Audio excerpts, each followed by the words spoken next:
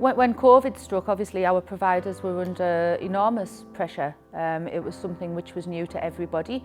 Nobody predicted that this was coming. It very quickly became evident that this situation was going to be so much worse. It was going to be so much harder to attract people to come and do the work. And actually there was also a real risk that we had less staff available to support people. And I think for that reason, I thought I really want to do something that's going to make a difference. The Care Academy very quickly saw the issue that there would be potentially a recruitment issue, and they dropped their face-to-face training and picked up their online training and virtual training. What we did was we established a programme of e-learning which we were able to deliver through our council's Durham Learning and Development platform, which we opened up for access to the public. We also were able to carry out fast-track DBS. The other thing that they saw with the pandemic was that employers might not be able to do their own recruitment. So if they could provide a rapid recruitment, if they could do the sense checking if people were right and filter them out before employers got involved, they would be taking the burden off the employers. What we were trying to achieve with the Care Academy is to save that whole front end of the recruitment process.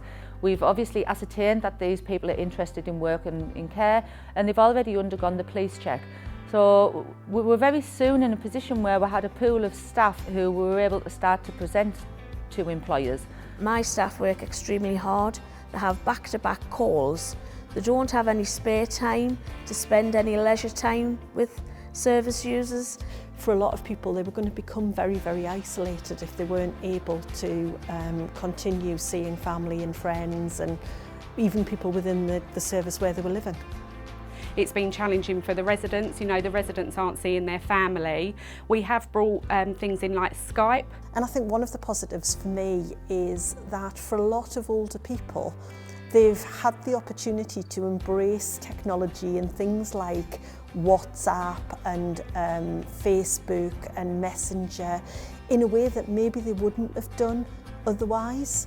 And actually, that's a really helpful and useful thing to do, even if coronavirus had never happened. And I think the thing that we're really looking forward to for the residents going forward is being allowed to bring visitors back into the home when it's safe to do so. We've had a few good experiences where we've had entertainers come and sing outside for us. We had a young boy come and play the trumpet. We've had singers come in, so we've been able to do socially distanced things, but it does affect the residents not being able to see their family.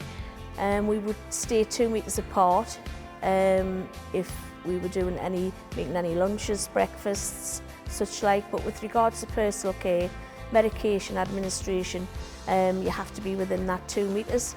So with that regards, we would be using PPE. We've had face masks been put in place for our protection. We have aprons, tearaway aprons, so they're disposable, as well as disposable gloves.